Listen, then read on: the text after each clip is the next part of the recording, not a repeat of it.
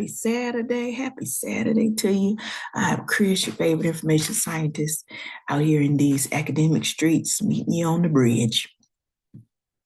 Meeting you on the bridge for our first podcast episode of the new year, 2025, January 4th. What does this day mean today? What does this day mean to me today? Revisions are due, friends. Revisions are due, friends. I have been working all week, and I'm in the bottom of the ninth, as they say, or the bottom of the something. I don't know. I don't know baseball.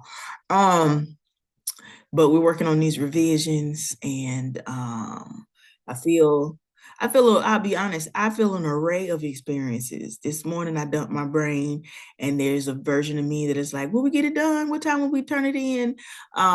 Is it enough? What will they say? What will the comments be? Could there have been more that I could have said? Can we still take our test in February? Because the prelim is my goal of February. We're addressing everything. It's taking longer to do that than we thought. So that's in my brain. Don't judge me. That's just in my brain. Because this is writing for comments. This is not like taking a class. Even though I did a queer theory class, and in that class, my final assignment was to do a literature review, and I ended up doing the transgender studies literature review. So then I had to turn that in, and that took longer than I thought. And then I turned that in like before we left for the holidays. I don't even know if my teacher graded because he gave me 100. I don't know. I'm not judging that man. I'm just saying I don't know if he read it. But anyway, so here I am, cutting and pasting, parts of it, or trying to figure out how to incorporate it into my actual literature review, because they kept telling me to build out, sections, build out stuff, and, the history. And so I gave them the early origins of transgender studies, and then I gave them foundational scholarship of identity and gender from Judith Butler down to 1990 to 2022 or 2017. Because I have yet to figure out how to add back in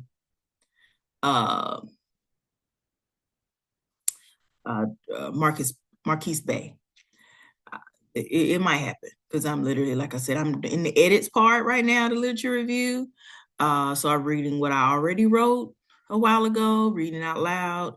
And, I still have a couple of edits left in technology and spaces and information communication technologies.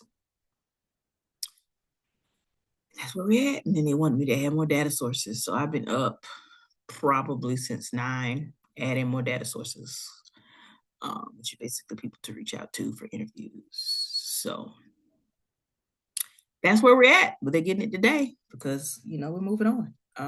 Because, like I said, I meet with them next week, and I want them to have like all of tomorrow and whatever days that they have until we're meeting to look at it. Do I know if they will? No, because I can't control their actions. They have lives, they have, jobs, they have things that they're trying to do. So there's that. But you know what? They can't comment if they don't have it.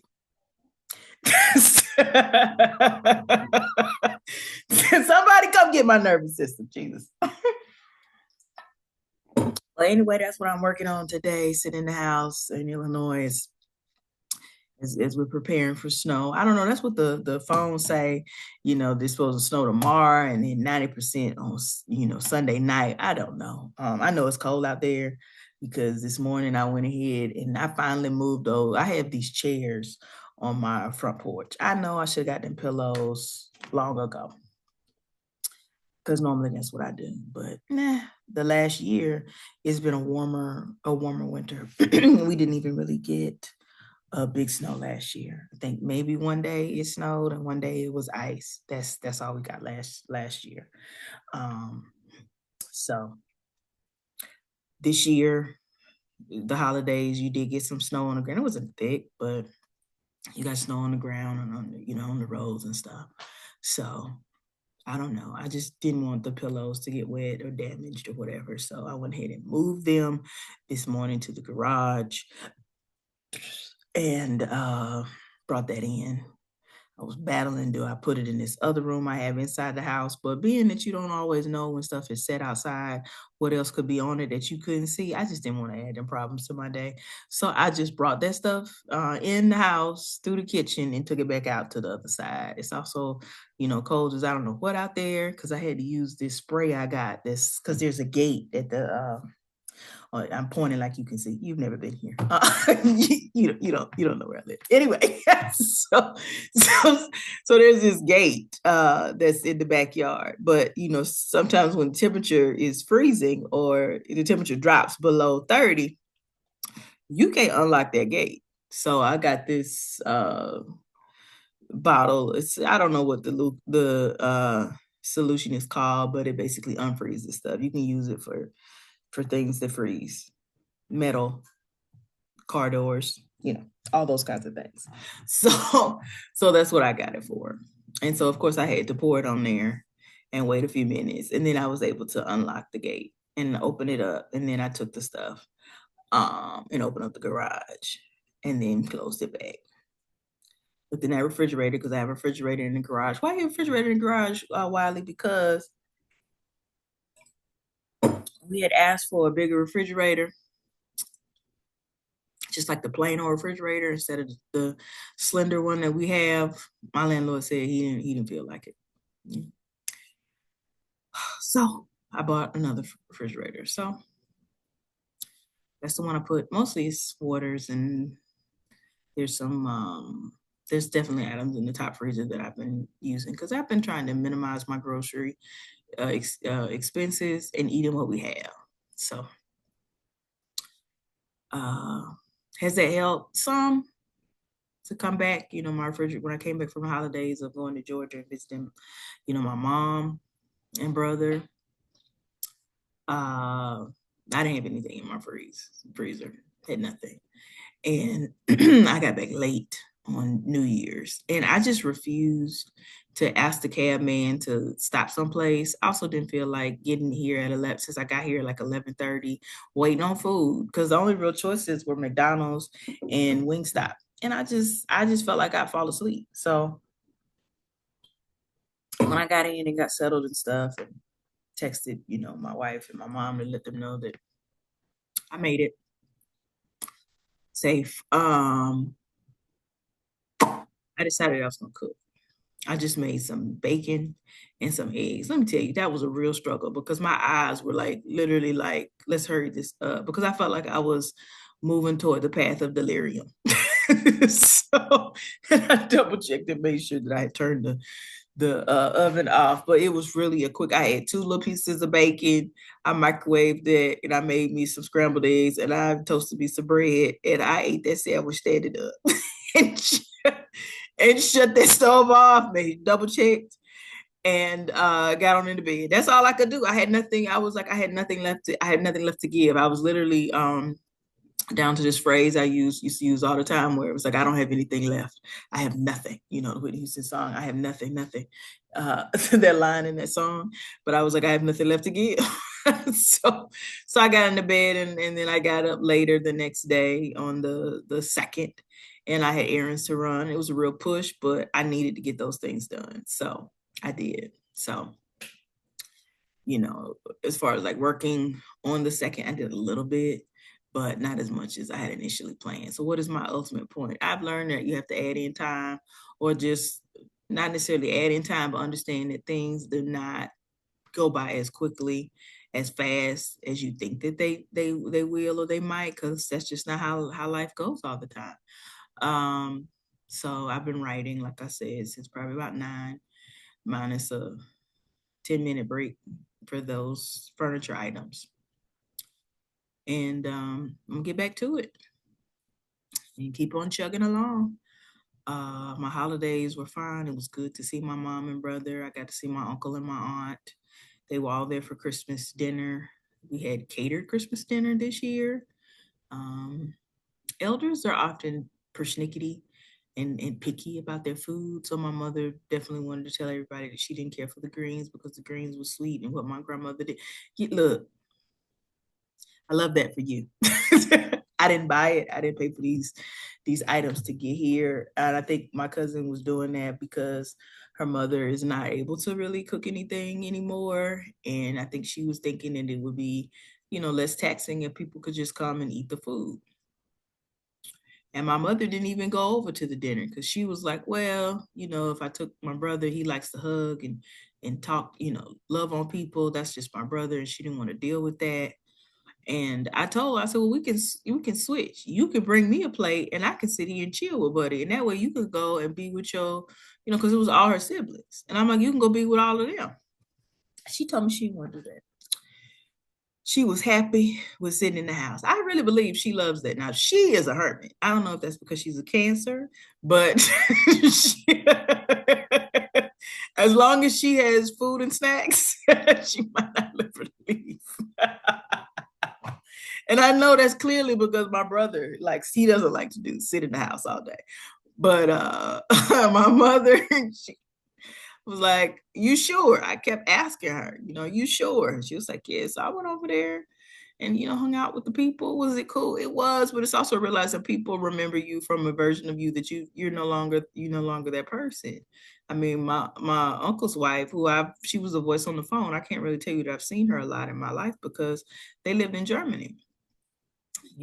She had pictures of me as a little kid. We're not going to talk about how many years ago that was. But that's how they see me, and how does it make me feel? I was telling two friends, it doesn't make me feel dysphoric because that's how they see me. They're allowed to see me the way that they see me, and I get to be the me that I want to be. It's okay. I don't have to fight for the version that's accurate and true, because we all know we age. So there's that. What else? The visit was peaceful. Um, my mother had caregivers that are showing up and doing what they're supposed to do, so that was good. I only really helped with like the morning part of getting my brother up. There was somebody there in the evening. Mine is like maybe 2 days, and she had somebody that showed up today. That was, I think it was her last day. Was when I was the weekend right before Christmas started. That Sunday. So so that would have been like the 22nd. Yeah, something like that. 22nd or 23rd. I don't know. Don't get me to let me look on the calendar. But anyway, my ultimate point is that person had that my mother, she was an older lady that my mother likes. My mother is also she has specific requests, which most of them make sense. Some people don't, and I get it. You don't want a stream of different people always coming every hour, because she tries to give my brother as much structure as possible for his care, and constant people. Yet sometimes you can't control that because people, that ain't how life works. So yeah, okay. The woman's last day was December the 22nd. So so so like, and then it was the week of Christmas. So my ultimate point is she didn't have, she was doing it herself on those days. And then when I showed up, I helped. And that's where we were. And then there's also the going back and forth with how long do you stay. I also realized there's no amount of days that I can stay will change the fact that my dad is gone and that this is the life. Yes, all the cars are in the yard, but he's not here. And there's no way to imagine or reimagine that he's not coming back. That's the oddest feeling. She did want to go to the graveyard, which is always a struggle for me because I never like going. But this was the first time that when I went, I could actually stand and look at the grave. And I was still sad, but I didn't want to lay out on the ground like I used to. Maybe later. But that's just how I feel. I think for me, it's the anxiety of going there is because of the suddenness of my dad's passing. It's always changed the way I think things. And I'm like, and I can't even say it's just solely, my dad's passing. I think there are other experiences that I've had in my life that made me think suddenness. You don't get to control how things are, how things go.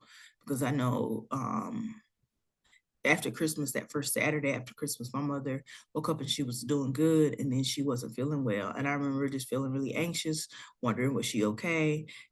Asking her what I could do to be of support, and also realizing that when it's you and your body, is you and your body. Other people can be around you and provide help and support, but you can't make them well. You can't, make the symptoms or whatever go away super fast. You just can't. So all you have to do is wait it out, which is annoying, but that's just also the way life goes. And then by the later in the evening, she was back to feeling well. So it was pretty much me doing things for my brother the whole day, which was fine. So that's the way it goes. I did get to go to my favorite cigar bar and smoke with friends, and I had a good time. As good as it could be expected. And here's why I say that, because I have not lived in that part of Georgia in over 20 plus years. I left in 2003. A lot in Georgia has changed. I have changed. So in identities, in what matters to me in so many different ways. It just represents it represents two things, maybe three. The place that I grew up, some familiarity of places, probably four. My childhood home is there, and then it's also the place that my father died. So it's a complex of memories, a complexity of memories and associations of meaning and experiences. So, and then it's very quiet. You can just sit up in the house and hear all your thoughts, like all the time, because nothing is really happening. Even though there are things to do. I mean, how many snacks and stuff are you gonna really eat? I do like the grocery prices, because you can go and ball out. But things that my mother got when she got a whole thing of groceries, and I'm like, this how much you pay? Yeah. So there's that. And then it's also though a lot of blighted areas. So it's a challenge with saying the level of blighted areas. But I think that can happen in any city. But I'm often wondering, well, what are people doing about these areas? Are they gonna, update these, fix these? What are they gonna do?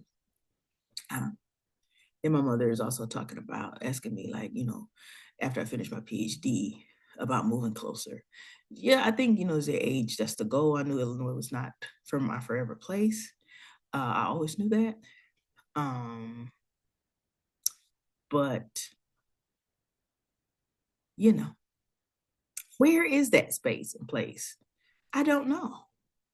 And I also thought a lot about the Grey's Anatomy episode. I don't know if you've watched it. I think it's season 10. That last episode where Christina Yang leaves, and she's leaving to go to this other hospital that's in Zurich, and she's talking with Meredith, her best friend, Meredith Grey, and they would always dance it out.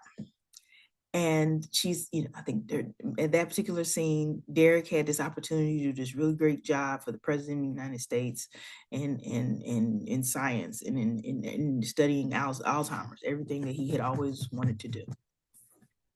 And she's trying to decide, what should she do? And what I remember most of that episode is when Christina Yang says to her that Derek is very dreamy, but you are the sun. Do not let what he wants eclipse what you need. And I was thinking about that, because caretaking, it is an honorable and wonderful thing. And yes, it's true that some people have the ability, that's their job, that's what they're there to do, or they provide support because there's no one else to do it, or there are a plethora of reasons why people become or have to become or choose to become caregivers. I'm not debating that, nor am I criticizing that. I just think for me, I realized that it is extremely overwhelming. I thought about that often in my own life, about how when the suddenness of my dad passing, I was immediately thrust into caring for two people when we had no caregivers at that time. And that version of me that got up at 7 and helped cook breakfast and helped clean up the house, and then did it at night, and then attended to my mother, that version of me is a struggle to be that, because just doing the morning, that wore me out. And for people who do that every day, all day, parents and the like, I give you 100% level of support, admiration, and respect. No doubt. That's a lot. That is a lot. And then you still have to figure out the rest of your life because you have to get ready for you. And then if you add the fact that it's not just because you're on a holiday break, you got to, go to work every day. Oh my God, that's a lot. That's a lot. And I think those experiences have taught me that, the best role for me is to oversee care, try to find as many people that can help and help some, but I can't do it totally by myself. And I still have a life that I want to lead and things that I want to do and a career and you know, being excellent in my career, being excellent in my family, being excellent in my marriage, being excellent in so many, areas, being excellent as a person, so many different goals. And I'm not saying that, you can't do all of it, but should you? And how do you do it in a way that is balancing, that is pleasing, that is fulfilling to you? And I think you have to often think about that. And sometimes that gets lost in translation when you are caretaking, because the other people, they need things and they can't just get it, leisurely. They have to do it when they need. And then it's like finding that care. How do you find that? Because with my mother, it's been a struggle to find consistent care. People that communicate, do what they say. I mean, it's one thing if you just can't do it, but can you communicate and tell people that? So they're not just waiting on you? That to me feels like a lost art. And that's not just with caretaking. I think that's just in everyday life. If you're not gonna make it, pick up the phone and say that. Text. Okay, you don't want to call? Text. Communicate. Use your words. I'm not gonna make it today. It is what it is. I don't know what skill that is that you teach people to do that, because I don't think it relates to people who are just doing, you know, caregiving or nurses or hospital. I'm not talking about just that. I think that in everyday life, communicating, talking, telling people what it is you can do, telling people what it is you can't do, you know, just being upfront, shoot straight, don't lie. Anyway, that's all I got. I have sat on here and yacked to you for a lot of minutes. I hope that what I have said is helpful. I'll be back here in the cave finishing up my writing. I hope that you're taking care of yourself in the best way that you know how. I hope that you had a great holiday season. I know the holidays are not always exciting. As a person that is a queer, Black, trans man, there's also the battle of what home is, what home looks like versus what home is on television or what home is in media, and then how it may or may not fit your life. There's a struggle of losing people, losing loved ones, or maybe they're not physically gone, but they're emotionally gone, or they're both, or facing this is the way life is and this is not how it planned. That happens. There's, seasonal depression because it's wintertime and the sun's not out as much, or people that just don't like the dreary season, or people that just don't like the winter season of life, wherever you find yourself. I hope that you're taking care of yourself, and that if no one has said, I love you, I see you, you matter, you're enough, I am. Peace. See you next time. Hope y'all have a great rest of your day and a great weekend. See you next time.